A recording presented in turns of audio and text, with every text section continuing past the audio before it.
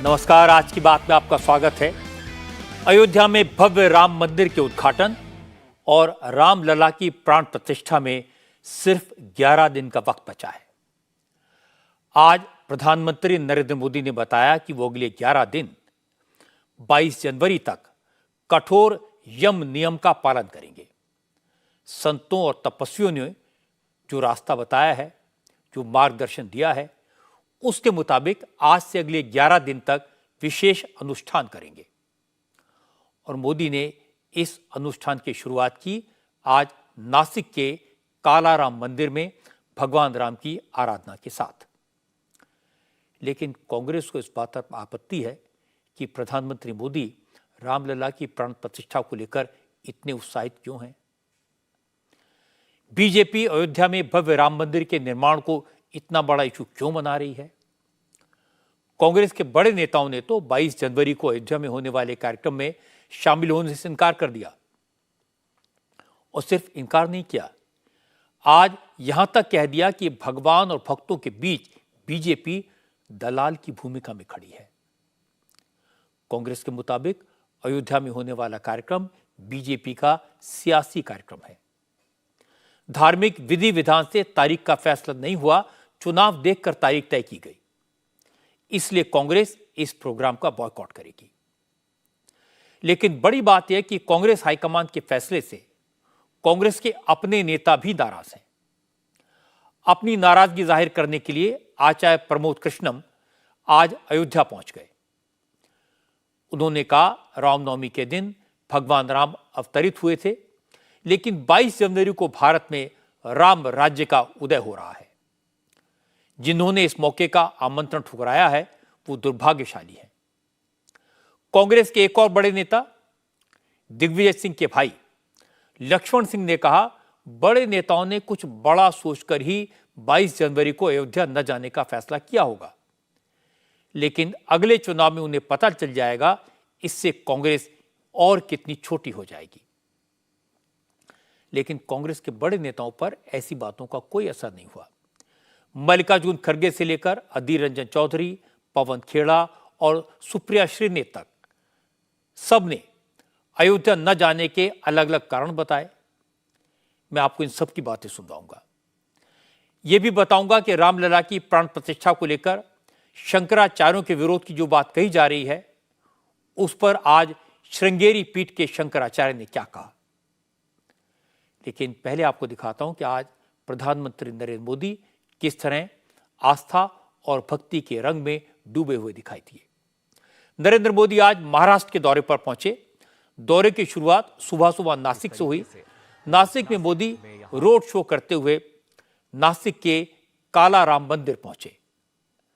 पंचवटी क्षेत्र में स्थित कालाराम मंदिर की बहुत मान्यता है। इस मंदिर में राम भक्तों की गहरी आस्था है। देखने के लिए रामायण के मुताबिक ये वही स्थान है जहां 14 साल के वनवास के दौरान भगवान राम ने माता सीता और भ्राता लक्ष्मण के साथ लंबा वक्त गुजारा। जिस पंचवटी नाम की जगह पर प्रभु राम ठहरे थे वो यही है। मोदी ने भगवान राम के इस मंदिर में करीब 15 मिनट तक पूजा की और फिर भगवान की आरती भी की। करीब 7,500 युवा प्रतिनिधि इस महोत्सव में हिस्सा। इसके बाद प्रधानमंत्री नरेंद्र मोदी ने कालाराम मंदिर के कैंपस में मौजूद कुछ और मंदिरों के दर्शन किए और फिर भजन कीर्तन में शामिल हुए। मोदी ने भजन मंडली के साथ बैठकर भजन गाया, मंजीरा बजाया। पंचवटीं गत्वा नानाशकुनिनादिताम् उवाच भ्रातरं रामो लक्ष्मणं शुभलक्षणम्। क्योंकि मोदी के आह्वान पर पूरे देश के मंदिरों में 22 जनवरी तक स्वच्छता का अभियान चलाया जा रहा है। आज मोदी ने कालाराम मंदिर में खुद भी साफ सफाई की, मंदिर के फर्श पर पोंछा लगाया। मोदी खुद बाल्टी में पानी लेकर गए, मंदिर के फर्श को साफ किया और इसके बाद गंदे पानी से भरी बाल्टी और पोंछे को खुद नाली के पास जाकर रखा। हालांकि मोदी ने नासिक में ऐसी कोई बात नहीं कही जो सियासी हो, जो विरोधी दलों के नेताओं को बुरी लग सके। उन्होंने कांग्रेस, एनसीपी या उद्धव ठाकरे की शिवसेना पर कोई हमला नहीं किया, नहीं इस मुद्दे पर बात की कि विरोधी दल राम मंदिर के उद्घाटन समारोह का बॉयकॉट क्यों कर रहे हैं। मौका भक्ति का था, आस्था का था, इसलिए मोदी ने सिर्फ भगवान की बात की, भारत की बात की। 7,500 और मोदी आज सुबह सुबह दिल्ली से ये बताकर निकले थे कि आज से अगले 11 दिन 22 जनवरी तक वो विशेष अनुष्ठान करेंगे और इसकी शुरुआत नासिक से होगी। इसीलिए मोदी आज नासिक में पहले कालाराम मंदिर में पूजा करने गए। इसके बाद उन्होंने गोदावरी नदी के किनारे राम कुंड पर जाकर विधिवत अनुष्ठान की शुरुआत की। पुरोहितों के मार्गदर्शन में वैदिक परंपराओं के साथ विधि विधान से गोदावरी की पूजा की, आरती की। आज सुबह मोदी ने एक ऑडियो मैसेज भी जारी किया था। भावनाओं और श्रद्धा से ओतप्रोत इस ऑडियो मैसेज में मोदी ने कहा, अब रामलला की प्राण प्रतिष्ठा के ऐतिहासिक पल में सिर्फ 11 दिन बचे हैं। वो इस कार्यक्रम में देश के 140 करोड़ लोगों की ऊर्जा और उनके आशीर्वाद से शामिल होंगे। मोदी ने कहा, आजकल वो जैसा महसूस कर रहे हैं, जिस तरह से भाव विह्वल हैं, इसे शब्दों में बयान करने में वो असमर्थ हैं। मोदी ने कहा, यह मौका 500 सालों के प्रयासों से, सैकड़ों पीढ़ियों के तप से आया है। वो इस पल के साक्षी बन रहे हैं, इसलिए उनके भीतर भावनाओं का ज्वार है। नरेंद्र मोदी ने कहा, अयोध्या में रामलला की प्राण प्रतिष्ठा से पहले 11 दिन उन्हें जिन परंपराओं का पालन करना है, हमें ईश्वर से यज्ञ के लिए, आराधना के लिए स्वयं में भी दैवीय चेतना को जागृत करना होता है। शास्त्रों में बताए गए यम नियम का पालन करना है। उसे वो पूरी श्रद्धा, भक्ति और आध्यात्मिक शक्ति के साथ फॉलो करेंगे। जीवन के कुछ क्षण ईश्वरीय आशीर्वाद की वजह से ही यथार्थ में बदलते हैं। आज हम सभी भारतीयों के लिए, दुनिया भर में फैले राम भक्तों के लिए ऐसा ही पवित्र अवसर है। हर तरफ प्रभु श्री राम की भक्ति का अद्भुत वातावरण, चारों दिशाओं में राम नाम की धुन, राम भजनों की अद्भुत सौंदर्य माधुरी। हर किसी को इंतजार है 22 जनवरी का, उस ऐतिहासिक पवित्र पल का। और अब अयोध्या में रामलला की प्राण प्रतिष्ठा में केवल 11 दिन ही बचे हैं। मेरा सौभाग्य है कि मुझे भी इस पुण्य अवसर का साक्षी बनने का अवसर मिल रहा है। ये मेरे लिए कल्पनातीत अनुभूतियों का समय है। मैं भावुक हूं, भाव विह्वल हूं। मैं पहली बार जीवन में इस तरह के मनोभाव से गुजर रहा हूं। मैं एक अलग ही भाव भक्ति की अनुभूति कर रहा हूं। मेरे अंतर मन की ये भाव यात्रा मेरे लिए अभिव्यक्ति का नहीं, अनुभूति का अवसर है। चाहते हुए भी मैं इसकी गहनता, व्यापकता और तीव्रता को शब्दों में बांध नहीं पा रहा हूं। आप भी भली भांति मेरी स्थिति समझ सकते हैं। जैसा हमारे शास्त्रों में भी कहा गया है, हमें ईश्वर के यज्ञ के लिए, आराधना के लिए स्वयं में भी दैवीय चेतना जागृत करनी होती है। इसके लिए शास्त्रों में व्रत और कठोर नियम बताए गए हैं, जिन्हें प्राण प्रतिष्ठा से पहले पालन करना होता है। इसलिए आध्यात्मिक यात्रा की कुछ तपस्वी आत्माओं और महापुरुषों से मुझे जो मार्गदर्शन मिला, उन्होंने जो यम नियम सुझाए हैं, उसके अनुसार मैं आज से 11 दिन का विशेष अनुष्ठान आरंभ कर रहा हूं। मेरा ये सौभाग्य है कि 11 दिन के अपने अनुष्ठान का आरंभ मैं नासिक धाम पंचवटी से कर रहा हूं। पंचवटी वो पावन धरा है जहां प्रभु श्री राम ने काफी समय बिताया था। ये बात तो पूरी दुनिया को मालूम है कि 22 जनवरी को अयोध्या में रामलला के भव्य मंदिर का उद्घाटन नरेंद्र मोदी करेंगे। रामलला की प्राण प्रतिष्ठा में मुख्य यजमान मोदी होंगे। गर्भगृह में रामलला की मूर्ति के सबसे पहले दर्शन भी नरेंद्र मोदी करेंगे। रामलला की मूर्ति से पर्दा मोदी ही हटाएंगे और रामलला को काजल लगाने की परंपरा भी मोदी ही निभाएंगे। लेकिन आज मोदी ने कहा कि जिस पल वो गर्भगृह में जाएंगे वो पल कैसा होगा, उसकी अनुभूति क्या होगी, ये सोचकर वो भावनाओं के संबंध में डूबे हुए हैं। मोदी ने कहा कि जिस पल को वो गर्भगृह में प्रवेश करेंगे उस वक्त देश के 140 करोड़ लोग मन से उनके साथ जुड़े होंगे। वो 140 करोड़ लोगों की भावनाओं को, भक्ति को रामलला के चरणों में समर्पित करेंगे। प्राण प्रतिष्ठा की मंगल घड़ी, चराचर सृष्टि का वो चैतन्य पल, आध्यात्मिक अनुभूति का वो अवसर, गर्भगृह में उस पल क्या कुछ नहीं होगा।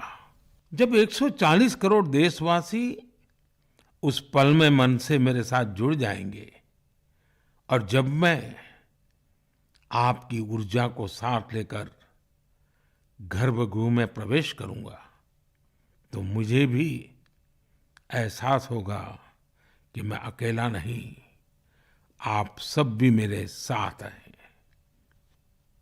साथियों, ये 11 दिन व्यक्तिगत रूप से मेरे यम नियम तो है ही, लेकिन मेरे भाव विश्व में आप सब समाहित है। मेरी प्रार्थना है कि आप भी मन से मेरे साथ जुड़े रहें।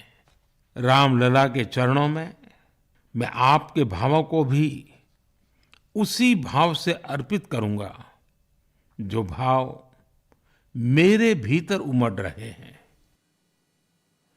नरेंद्र मोदी की आस्था, उनका संकल्प और शास्त्रों में बताए गए कठिन नियमों का पालन करने के उनके निश्चय को देखकर कालाराम मंदिर के पुरोहित भी हैरान हैं। कई पुरोहितों का कहना था कि उन्होंने ऐसा प्रधानमंत्री नहीं देखा जो अपने काम के साथ साथ कठिन व्रत का पालन करता हो। कालाराम मंदिर के पुजारी ने कहा, उन्होंने जब मोदी से कहा वो चाहते हैं कि मोदी अगली बार फिर प्रधानमंत्री बने और फिर से कालाराम मंदिर आए, तो मोदी ने सिर्फ इतना ही कहा कि वो जरूर आएंगे। आज से नरेंद्र मोदी साहब जो है 11 दिन का, जब तक राम जन्मभूमि की प्रतिष्ठा नहीं होती तब तक उपवास धारण करने वाले हैं। यहीं पे प्राण प्रतिष्ठा के लिए जो अनुष्ठान था उसकी शुरुआत हुई, यहाँ से शुरुआत हो गई। उन्होंने आज संकल्प लिया और जो मांगे थी उनके मन में थी और हमने जो संकल्प किया है उसमें प्रधानता ये थी कि स्पेसिफिकली मेरी बड़ी इच्छा थी कि मैं उस संकल्प बोलूं उनको कि वो तीसरी बार प्राइम मिनिस्टर बन जाए। ये आपने कहा उनसे? मैंने कहा, संकल्प में कहा, और तीसरी बार जब वो प्राइम मिनिस्टर बन जाए तो वापिस राम जी के दर्शन में आए। तो उन्होंने बिल्कुल विनम्रता से कहा, महाराज जी मैं प्राइम मिनिस्टर अगले टाइम भी यहाँ जरूर दर्शन में आऊँगा, जरूर दर्शन में आऊँगा। तो मैंने तथास्तु करके उनको आशीर्वाद दिया यहाँ पे, चिंतित मनोरथ सिद्धिरस्तु।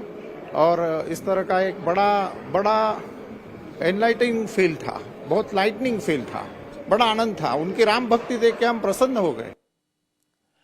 आज मोदी ने अपने ऑडियो मैसेज में जो कहा उसका एक एक शब्द देश के करोड़ों लोगों की भावनाओं को अभिव्यक्त करने वाला था।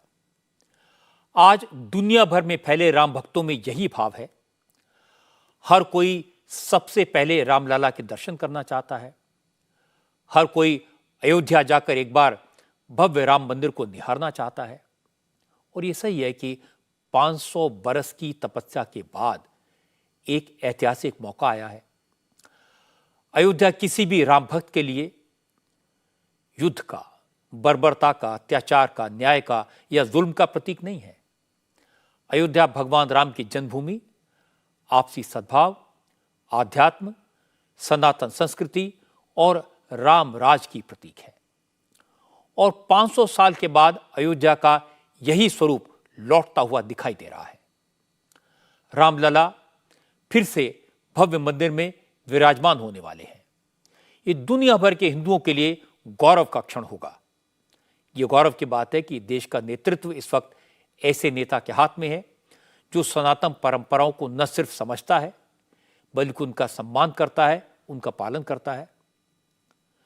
मोदी साल में 2 बार नव दुर्गा का व्रत रखते हैं और अब राम मंदिर के उद्घाटन से पहले 11 दिन तक कठिन अनुष्ठान करेंगे। लेकिन यह बात ध्यान रखने वाली है कि इन 11 दिनों में प्रधानमंत्री के तौर पर नरेंद्र मोदी की जो जिम्मेदारियां हैं, जो दिनचर्या है, जो काम है, वो नहीं रुकेंगे। इसलिए यह अनुष्ठान कठिन होगा। लेकिन कांग्रेस को इस बात पर ऐतराज है कि मोदी ये सब क्यों कर रहे हैं, मोदी प्राण प्रतिष्ठा की यजमान क्यों हैं, अयोध्या में होने वाले कार्यक्रम को लेकर बीजेपी के नेता इतने एक्टिव क्यों हैं। और आज तो कांग्रेस के 2 प्रवक्ताओं ने बाकायदा प्रेस कॉन्फ्रेंस करके बीजेपी को और खासकर प्रधानमंत्री नरेंद्र मोदी को कोसने में कोई कसर नहीं छोड़ी। पवन खेड़ा ने कहा, बीजेपी ने धर्म को तमाशा बना दिया है। अयोध्या में रामलला की प्राण प्रतिष्ठा नहीं हो रही। असल में तो मोदी 22 जनवरी को अयोध्या से 2024 के चुनाव के अभियान की शुरुआत करने वाले हैं। पूरा प्रोग्राम चुनावी है। पवन खेड़ा ने कहा, आधे अधूरे मंदिर में, बिना शिखर के मंदिर में प्राण प्रतिष्ठा करके मोदी घोर पाप करने जा रहे हैं। एक राजनीतिक कार्यक्रम में मेरे और मेरे भगवान के बीच में एक राजनीतिक दल के कार्यकर्ता बिचौलिए बनकर बैठ जाएं, मैं यह बर्दाश्त क्यों करूंगा? क्या यह कार्यक्रम धार्मिक है? अगर यह कार्यक्रम धार्मिक है तो क्या विधि विधान से हो रहा है, धर्मशास्त्र से कुछ किया जा रहा है? अगर यह कार्यक्रम धार्मिक है तो शंकराचार्य, चारों पीठों के हमारे शंकराचार्य, क्या उनकी सलाह से, उनकी देखरेख से इस कार्यक्रम का स्वरूप तय किया जा रहा है? चारों शंकराचार्य, चारों पीठ स्पष्ट रूप से कह चुके हैं कि एक अधूरे मंदिर की प्राण प्रतिष्ठापन नहीं की जा सकती। अगर यह कार्यक्रम धार्मिक नहीं है तो यह कार्यक्रम राजनैतिक है। इससे ज्यादा बड़ा पाप नहीं हो सकता। यह तारीख का चुनाव नहीं हुआ है, चुनाव देखकर तारीख चुनी गई। यह अंतर है, यह स्पष्ट है। प्राण प्रतिष्ठा में वीवीआईपी की एंट्री लगाने वाले आप कौन हैं कि ये आएगा वो नहीं आएगा? हमने विज्ञापन देखे कि कोई और है जो भगवान राम की उंगली पकड़ के चला रहा है। अरे आप कौन है साहब? इतना बड़ा कद हो गया आपका कि आप भगवान से ऊपर हैं, आप शंकराचार्य से ऊपर हैं, आप हिंदू धर्म से ऊपर हैं। आपने पूरे के पूरे अपने कैबिनेट में आप अकेले दिखेंगे। चुनाव आयोग पे आप नियंत्रण करेंगे, मीडिया पे आप नियंत्रण करेंगे, सीएजी आप नियंत्रण करेंगे। अब धर्म क्षेत्र में भी आप ही नियंत्रण करेंगे। वहां भी खत्म, वहां भी एक ही चेहरा दिखेगा। क्यों? आप कौन है? कांग्रेस को क्या करना है, क्या नहीं करना, कांग्रेस वो कर रही है। आप लोग अपना काम नहीं कर रहे। आप लोग जो हमारे धर्मगुरु हैं उनको अपना काम नहीं करने दे रहे। तो आप अपनी चिंता कीजिए। एक आदमी के राजनीतिक तमाशे के लिए हम अपने भगवान और अपनी आस्था के साथ खिलवाड़ होते हुए कैसे देख सकते हैं? ऐसा लगा जैसे मोदी का तीर निशाने पर लगा। पवन खेड़ा को काफी दर्द हुआ। शायद इसीलिए इतना ज्यादा कड़वा बोल रहे थे, या फिर पार्टी हाईकमान से ग्रीन सिग्नल मिला होगा, इसलिए इतने ज्यादा जोश में थे। पवन खेड़ा ने हमले तो बीजेपी पर किए, कोसा तो मोदी को, लेकिन कांग्रेस के ज्यादातर नेताओं को और कार्यकर्ताओं को ये स्टाइल, ये अंदाज और अयोध्या को लेकर पार्टी का ये स्टैंड बुरा लगा। मध्य प्रदेश के कांग्रेस विधायक और दिग्विजय सिंह के भाई लक्ष्मण सिंह ने कहा, दुख की बात है कि राजीव गांधी के वक्त अयोध्या में मंदिर का ताला खुला और आज राजीव गांधी की कांग्रेस अयोध्या में रामलला की प्राण प्रतिष्ठा समारोह का आमंत्रण ठुकरा रही है। लक्ष्मण सिंह ने कहा, उनकी पार्टी ने प्राण प्रतिष्ठा का न्योता ठुकराकर अच्छा नहीं किया, इसका खामियाजा पार्टी को चुनाव में भुगतना पड़ेगा। राजीव गांधी जी उन्होंने ताला खुलवाया। वीर बहादुर सिंह जी मुख्यमंत्री थे उत्तर प्रदेश के, उन्होंने वहां 46 एकड़ जमीन राम मंदिर न्यास को देने की बात कही और वहां पर भव्य मंदिर निर्माण की बात कही थी। दुर्भाग्यवश उनको वो हट गए और राजीव जी की हत्या हो गई तो मामला खटाई में पड़ गया। उसके बाद वहां के साधु संतों ने, पूरे देश के साधु संतों ने इस लड़ाई को लड़ा।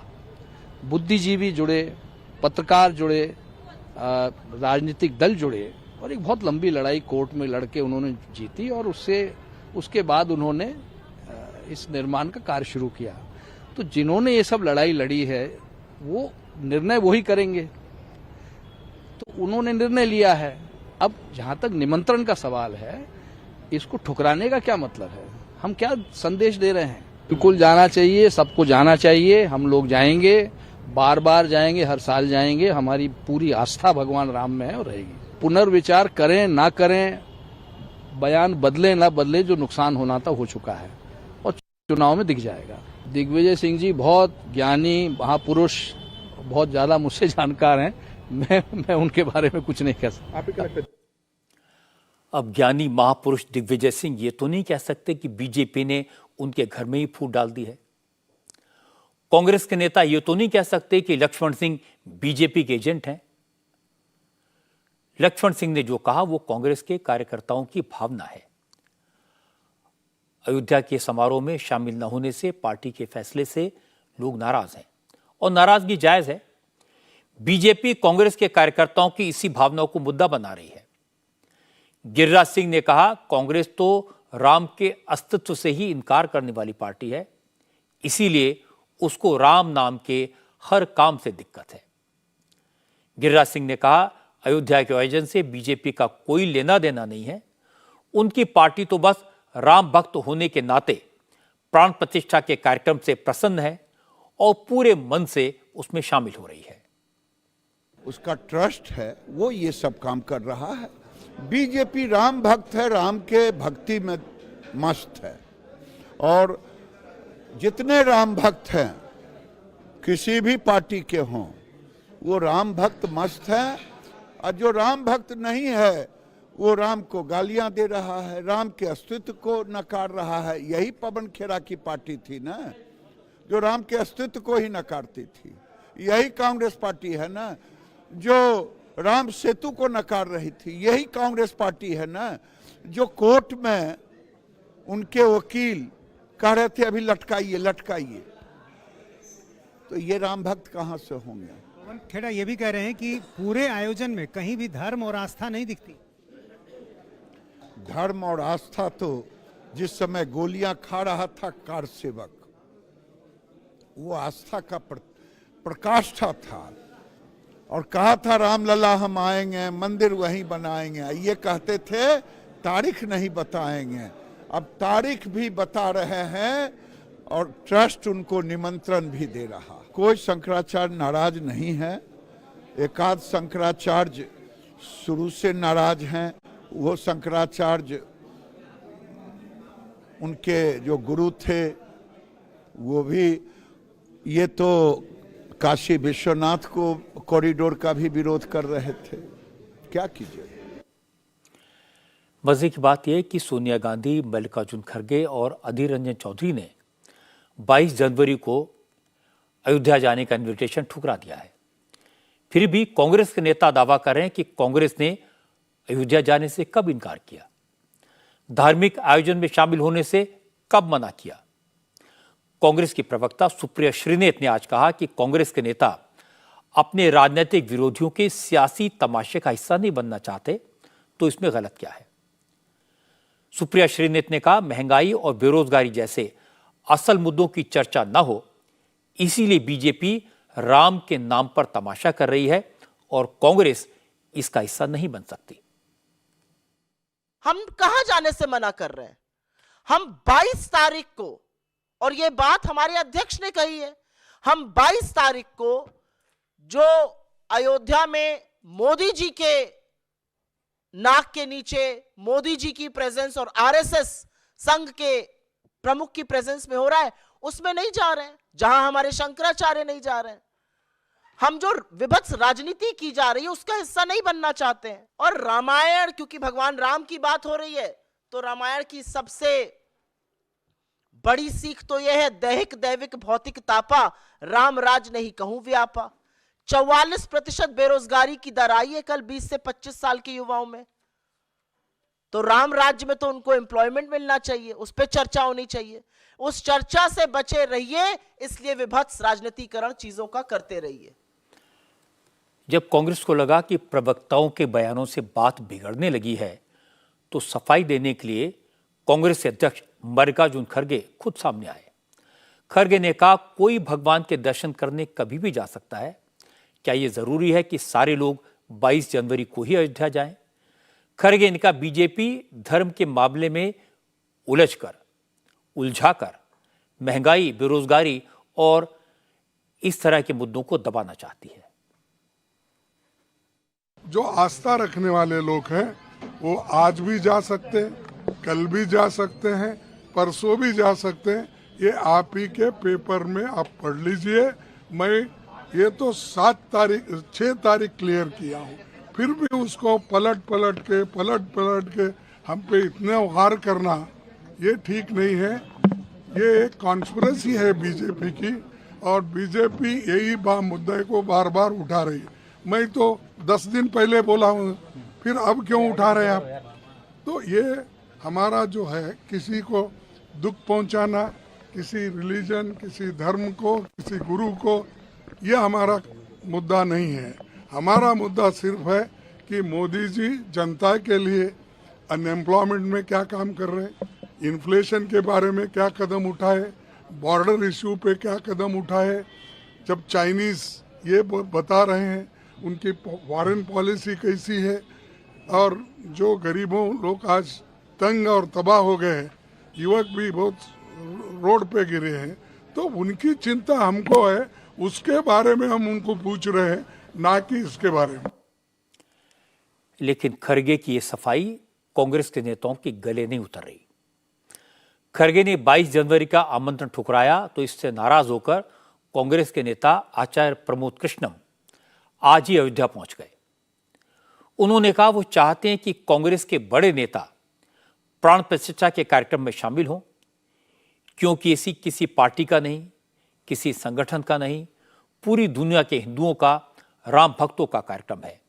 यह ऐतिहासिक मौका है और कांग्रेस के नेताओं को यह मौका नहीं गंवाना चाहिए। आचार्य प्रमोद कृष्णम ने रामलला के दर्शन करने के बाद कहा कि तारीख पर बहस करना बेकार है।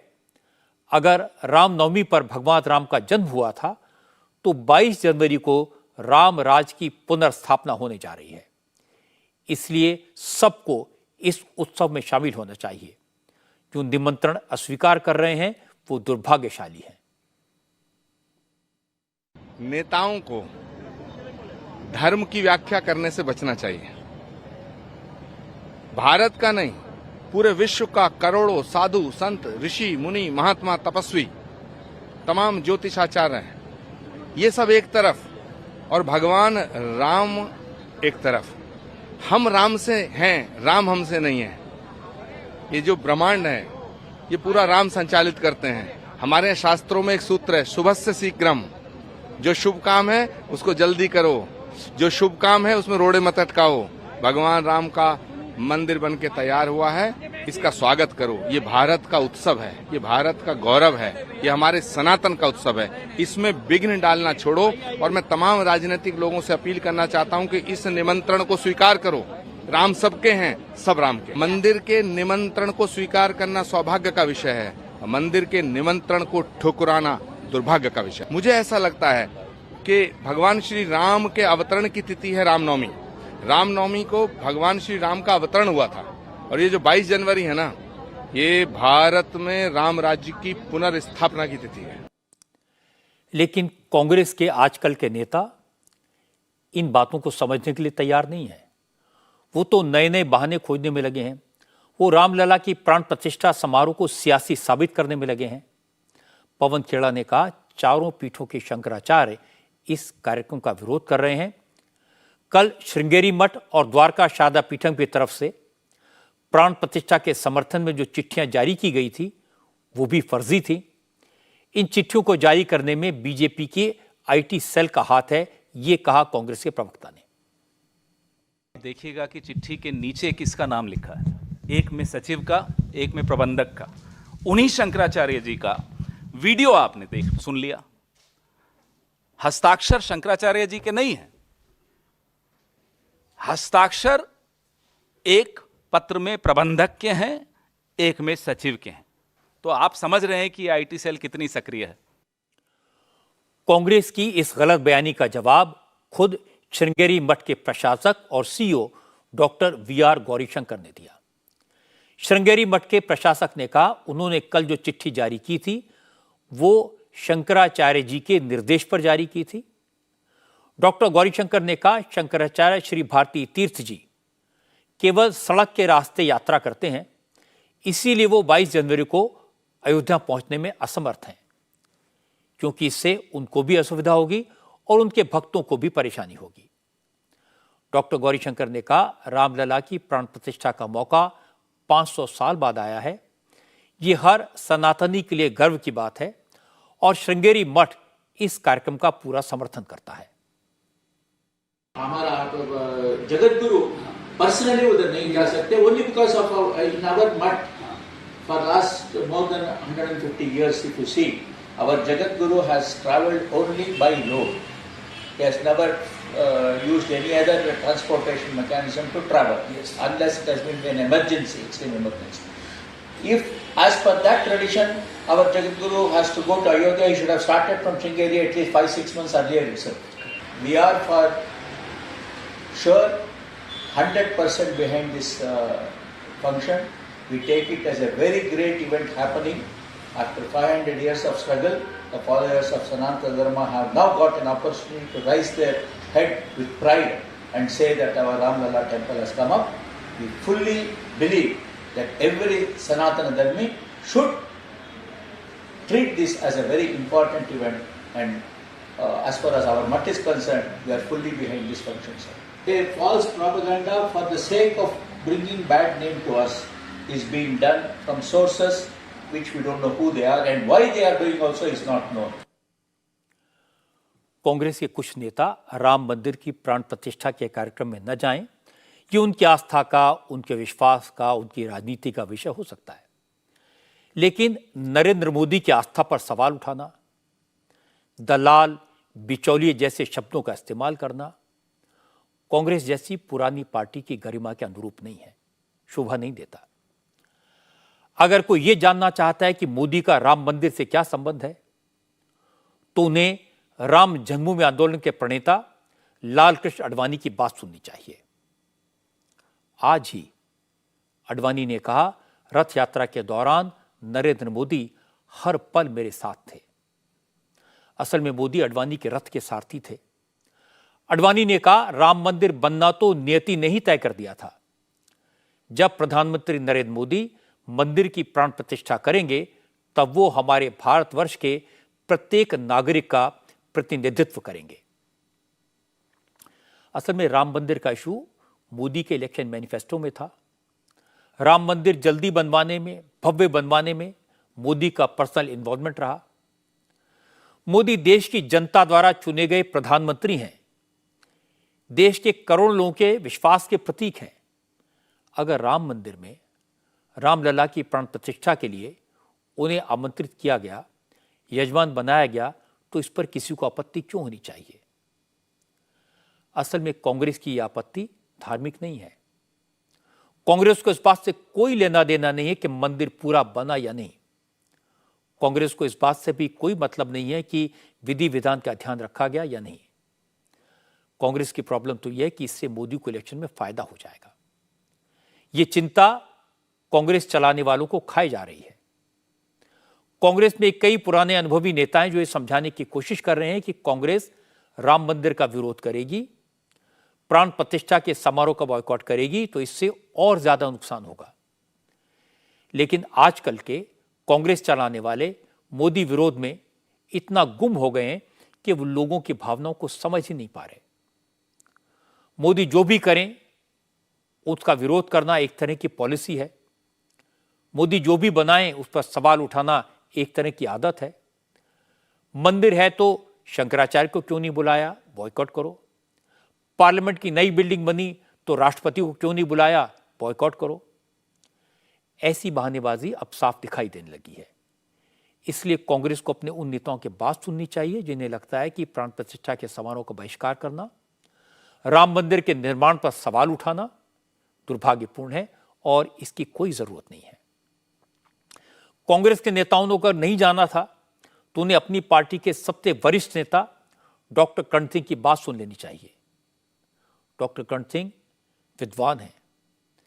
उन्होंने कहा रघुवंशी होने के नाते उन्होंने राम मंदिर के लिए 11 लाख रुपए का दान दिया था। डॉक्टर कर्ण सिंह ने कहा वो खुद अयोध्या जाना चाहते हैं लेकिन सेहत साथ नहीं दे रही। 22 जनवरी को अपने घर पर एक विशेष आयोजन करेंगे और डॉक्टर कर्ण सिंह का फैमिली ट्रस्ट 22 जनवरी को जम्मू के प्रसिद्ध रघुनाथ मंदिर में बड़ा आयोजन करेगा। डॉक्टर कर्ण सिंह कह रहे हैं कि जब राम मंदिर का निर्माण सुप्रीम कोर्ट के आदेश के बाद हो रहा है तो फिर प्राण प्रतिष्ठा के समारोह में जाने का हिचक होने का कोई कारण नहीं है। राजनीति में कांग्रेस की एक और टेंशन है। एंटी मोदी मोर्चे में सीट शेयरिंग का मामला बुरी तरह फंस गया है। न संयोजक का नाम फाइनल हो पाया है और न सीटों का बंटवारा हो रहा है।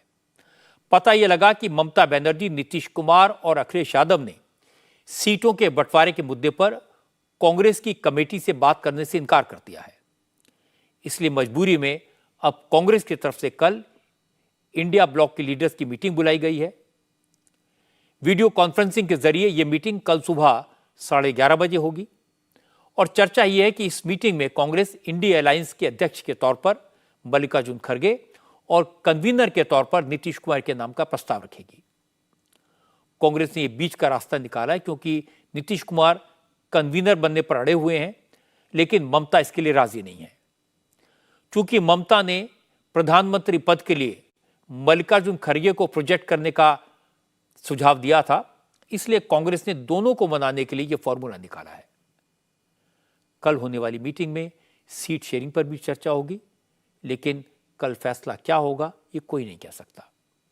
आज जो हालात हैं उसे देखकर लगता है कि कम से कम सीट शेयरिंग के मामले में बात बनेगी। इसकी उम्मीद कम है क्योंकि बिहार, पंजाब, बंगाल और यूपी में सीटों का झगड़ा आज एक बार फिर सामने आया। बिहार में जेडीयू के नेताओं ने साफ साफ कह दिया कि जेडीयू 17 सीटें लड़ेगी क्योंकि पिछले इलेक्शन में भी इतनी सीटों पर जेडीयू के उम्मीदवार खड़े थे और उनमें से 16 जीत गए थे। इसलिए 17 सीटों से बात शुरू होगी, उससे कम पर समझौता होना मुश्किल है। हम तो 16 हमारा सीटिंग है ना, 17 सीटों पे लड़े हैं, सब बहुत कम वोटों से हारे हैं। किशनगंज की भी सीट बहुत कम ही वोट से हम लोग हारे हैं। इसलिए हम लोग को लगता है कि 17 सीटों पर हम लोग लड़े थे, 17 सीटों पर लड़ना चाहिए। उस सब कोई अपना अपने तरीके से अपने अपने सीटों के लिए, अपनी सीटों को बढ़ाने के लिए हर एक पॉलिटिकल पार्टी प्रयास करता है। अभी तो देखना है कि किसका जनाधार है, किसके वोट बैंक से किसको फायदा होगा, क्या होगा। वो तो परिस्थितियां, जो लोग बैठेंगे वो लोग आर्गुमेंट करेंगे, बैठ के बात करेंगे। चूंकि नीतीश की पार्टी ने अपना स्टैंड क्लियर कर दिया है, इसलिए अब गठबंधन में शामिल वामपंथी दलों ने भी अपनी नई मांग सामने रख दी है। सीपीआई माले के नेता रामबली यादव ने कहा उनकी तैयारी तो 40 की 40 सीटों पर है, लेकिन अलायंस है इसलिए कम से कम 5 सीटें तो लेफ्ट को मिलनी चाहिए। रामबली यादव ने कहा अब पिछले चुनाव की बात नहीं होनी चाहिए क्योंकि वक्त बदल चुका है। 2019 में नीतीश बीजेपी के साथ थे, अब वो महागठबंधन में हैं, इसलिए उनकी 17 सीटों की मांग जायज नहीं हो सकती। दावा का दौर चल रहा है। जिनकी जहां पकड़ है, जिनकी जहां पहुंच है, वो सीटों का दावा कर रहे हैं। इसी में भाकपा माले ने 5 सीटों का पेशकश किया है और ये 5 सीट के लिए हम लोग मांग रहे हैं कि भाई 5 सीट हम लोग को दीजिए। ऐसे तो हमारी जो तैयारी है बिहार के 40 की 40 सीट पर है। जदयू अगर वो कह रही है, सच में वो जदयू 15 सीट जीत गई है, 16 सीट, लेकिन वो तब जीती है जब वो एनडीए गठबंधन में जदयू थी और उनके साथ भारतीय जनता पार्टी, लोजपा, ये सब लोग थे। भाजपा और लोजपा को अगर बाहर कर दिया जाए तो वो परिस्थिति आज नहीं है। लेकिन लेफ्ट के दावे को जेडीयू ने तुरंत खारिज कर दिया। जेडीयू के महासचिव केसी त्यागी ने कहा, जनता दल यूनाइटेड तो 17 सीटों पर ही चुनाव लड़ेगा। जहां तक लेफ्ट का सवाल है तो पिछले चुनाव में लेफ्ट, कांग्रेस और आरजेडी साथ मिलकर लड़े थे, इसलिए लेफ्ट और कांग्रेस को बची हुई सीटों के बारे में आरजेडी से बात करनी चाहिए। जितनी चाहे सीटें आरजेडी से ले लें, उन्हें कोई एतराज नहीं होगा। सीट शेयरिंग को लेकर के भी कल नीतीश जी का वक्तव्य है कि इसको लेकर कोई विवाद नहीं है और बहुत जल्दी इसको निपटा लिया जाएगा। यूं भी जब हम एनडीए से अलग हुए थे, हम 17 सीटों पर उस समय चुनाव लड़े थे, जिसमें 16 सीटों पर हमारे सिटिंग एमपी हैं और फिर हम UPA plus led by Lalu Yadav ji उसके साथ आए। तो लालू जी कांग्रेस और वामपंथी दलों को आपस में जो भी सीटों का शेयरिंग का फॉर्मूला होगा वो हमें कबूल होगा। असल में बिहार में आरजेडी और जेडीयू ने मिलकर 40 सीटों के बंटवारे का फॉर्मूला तय कर लिया है। दोनों पार्टियों ने 16-16 सीटों पर अपने उम्मीदवार उतारने पर सहमति बना ली है और बाकी बची 6 सीटें कांग्रेस और लेफ्ट के लिए छोड़ने का फैसला भी कर लिया है। लेकिन कांग्रेस कम से कम 9 सीटों पर लड़ना चाहती है और लेफ्ट 5 सीटों पर दावा कर रहा है। सीटें 40 हैं। अगर सब अपने अपने दावे पर लड़े रहे तो समझौता कैसे होगा? यही हाल बंगाल में है। ममता बनर्जी तो सीटों के मुद्दे पर कांग्रेस की कमेटी से बात करने को भी तैयार नहीं है। ममता बंगाल में कांग्रेस के लिए सिर्फ 2 सीटें देने को तैयार हैं, क्योंकि 2019 के चुनाव में कांग्रेस ने 2 सीटें ही जीती थी। लेकिन कांग्रेस बंगाल में कम से कम 10 सीटों पर लड़ना चाहती है। आज तृणमूल कांग्रेस नेता कुणाल घोष ने साफ साफ कहा, ममता ने बड़ा दिल दिखाकर 2019 का फॉर्मूला मान लिया है। अगर ममता 2022 असेंबली इलेक्शन को बेस मानती तो कांग्रेस को एक भी सीट नहीं मिलती। कुणाल घोष ने कांग्रेस को नसीहत दी, उतना ही खाना चाहिए जितना पचाने की क्षमता हो। सीट शेयरिंग का जो मुद्दा है वो चल रहा है। हमारा सुप्रीमो ममता बनर्जी वो देख रही है, प्रॉपर टाइम में वो हो जाएगा। हम लोग चाहते थे 31 दिसंबर के पहले वो सब सॉल्व हो जाए, लेकिन कांग्रेस समाव थोड़ा टाइम वो ले रहे हैं। तो उसका जो बात है वो हमारा टॉप लीडरशिप से शेयर कर रहे हैं, हम देखते हैं। और रही बात ये सीट की संख्या की, हम लोग कोई कमेंट नहीं करेंगे। लेकिन अब देखिए, चॉकलेट के दुकान पे बच्चे लोग 10 चॉकलेट चाहिए, 20 चॉकलेट चाहिए ऐसे मांगते हैं, लेकिन उसका स्टोमक में वो खाने का कैपेसिटी ही नहीं है। तो इसीलिए कांग्रेस उसका जो बेस लाइन है उसको याद रखना चाहिए।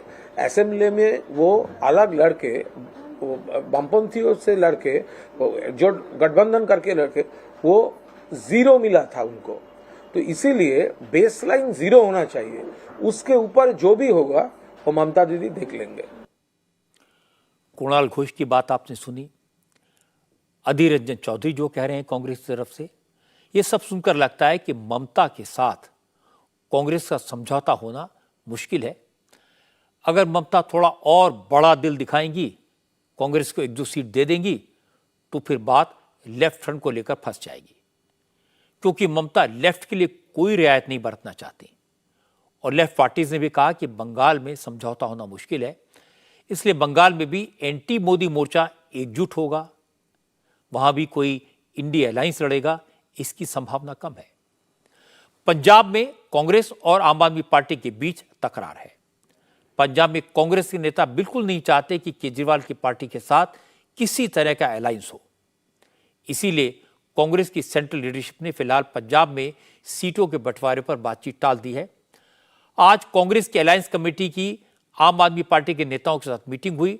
बात सिर्फ दिल्ली पर हुई और मीटिंग के बाद सलमान खुर्शीद ने कहा कि आम आदमी पार्टी के साथ कांग्रेस की केमिस्ट्री बहुत अच्छी है, बातचीत अच्छे माहौल में हो रही है। दिल्ली के साथ साथ दूसरे राज्यों में भी सीट शेयरिंग का फैसला हो जाएगा। सार्थक रही। हम लोगों को आज इस बात की बड़ी प्रसन्नता है कि जो केमिस्ट्री हम ढूंढ रहे थे वो केमिस्ट्री को बहुत अच्छी तरह हमारी बातचीत में और जो पूरा समय हमने आज किया है उसमें वो केमिस्ट्री हमको दिखी, मिली और उस केमिस्ट्री बहुत अच्छा हम लोग एक साथ हैं। लेकिन पंजाब के कांग्रेस नेताओं ने साफ साफ कहा है कि आम आदमी पार्टी के साथ केमिस्ट्री भले ही ठीक हो, लेकिन मैथमेटिक्स गड़बड़ है। आज कांग्रेस के नेताओं ने पंजाब के नेताओं से बात की थी। इस मीटिंग में परगट सिंह भी शामिल थे। परगट सिंह ने कहा उन्होंने पार्टी हाईकमान को साफ साफ कह दिया है कि पंजाब में गठबंधन की कोई जरूरत नहीं है, क्योंकि पंजाब में कांग्रेस की असली लड़ाई तो आम आदमी पार्टी से ही है। पंजाब में तो नहीं करने चाहिए, उसके रीजंस हैं, क्योंकि फर्स्ट और सेकंड नंबर की पार्टी अगर फोर्थ नंबर की पार्टी से कंपटीशन करना चाहती है तो मेरा ख्याल उसमें कोई लॉजिक नहीं है। और दूसरी बात यह है कि पिछले 1.25 साल में इन्होंने इतना सरकार ने मेरा ख्याल है कि पंजाब को वहां लाके खड़ा कर दिया जहां कोई सोच भी नहीं सकता था।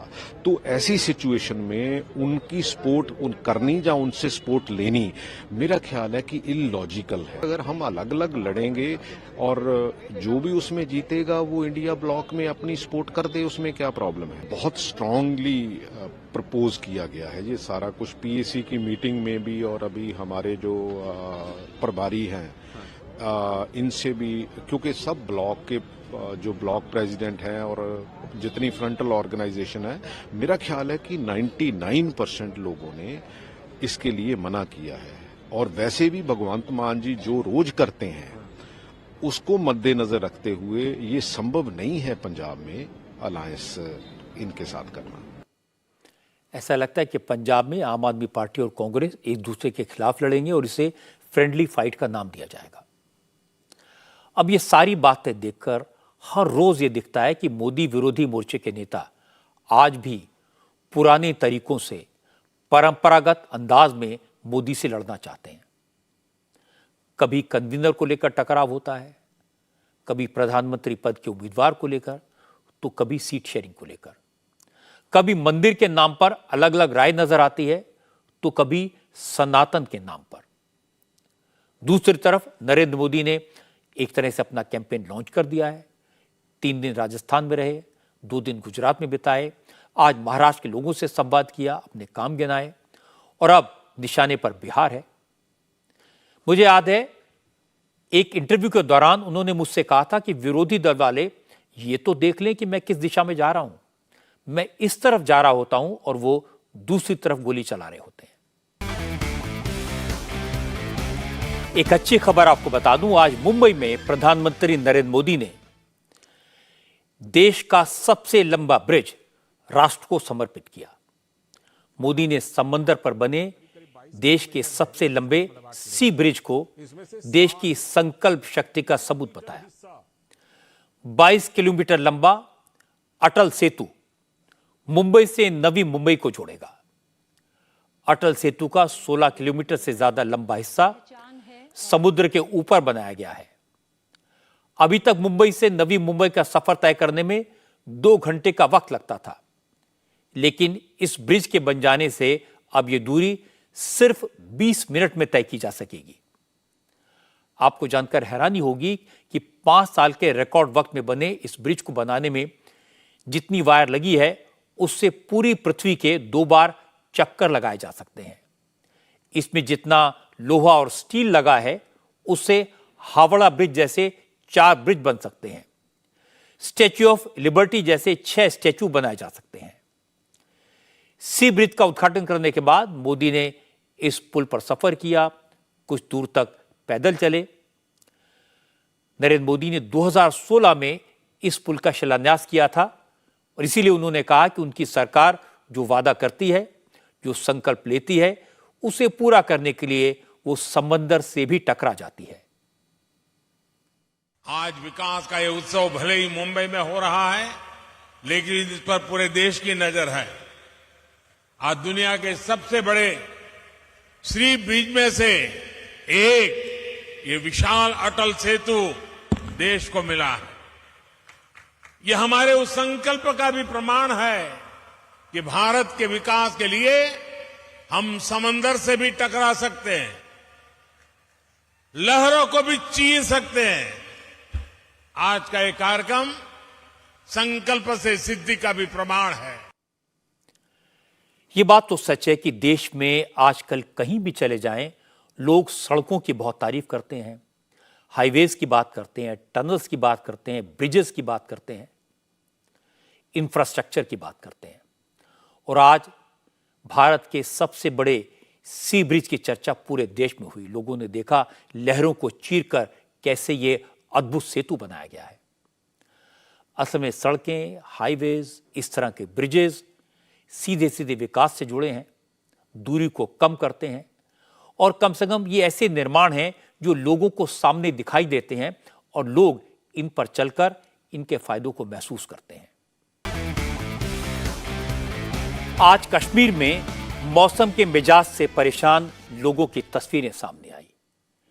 कल मैंने आपको दिखाया था कि इस बार कश्मीर में स्नोफॉल नहीं हुआ। तस्वीरें दिखाई थी कैसे दिखाई दे रहा है गुलमर्ग में बर्फ का नामो निशान नहीं है। अब टूरिज्म जम्मू कश्मीर के लोगों की रोजी रोटी का जरिया है। इस मौसम में लोग स्नोफॉल का मजा लेने कश्मीर जाते हैं, लेकिन बर्फबारी न होने से टूरिस्ट की संख्या में जबरदस्त गिरावट आई है। इसीलिए आज श्रीनगर की ऐतिहासिक जामिया मस्जिद में जुमे की नमाज के दौरान बर्फबारी के लिए खास तौर से दुआ मांगी गई।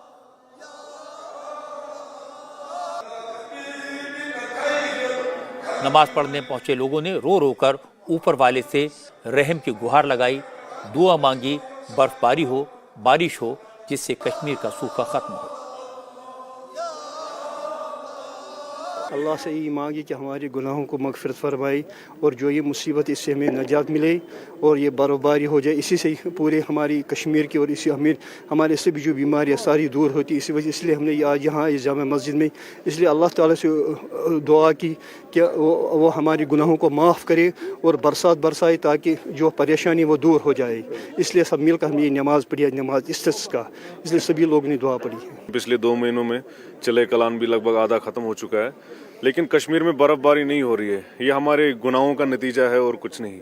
बस हम यहाँ पर तौबा करने के लिए आए हैं, अपने गुनाहों के लिए अल्लाह से यही दुआ करते हैं, क्योंकि ये नेक और अजीम जगह है, बहुत हिस्टोरिक जगह है। बस यही कहना चाहेंगे कि अल्लाह ताला अब हम पे रहम फरमाए। इसका मकसद है यही, हुसूसन ये दुआ मांगा था हमने, इसकी वजह से मतलब बारिश के पड़ने चाहिए, समझे। मजबूरी है क्योंकि बारिश यहाँ नहीं है, क्योंकि ज़रूरत है बारिश की, तो मगर हमने इसी वजह से दुआ मांगी अल्लाह को, तो वो बाकी मर्जी है, हमने मांग लिया बारिश पड़ना चाहिए। लोग की बातें सुनकर समझा जा सकता है कि कश्मीर में स्नोफॉल न होना कश्मीर के लोगों के लिए वाकई में कितनी बड़ी परेशानी है। इसका असर उनकी रोजी रोटी पर पड़ता है।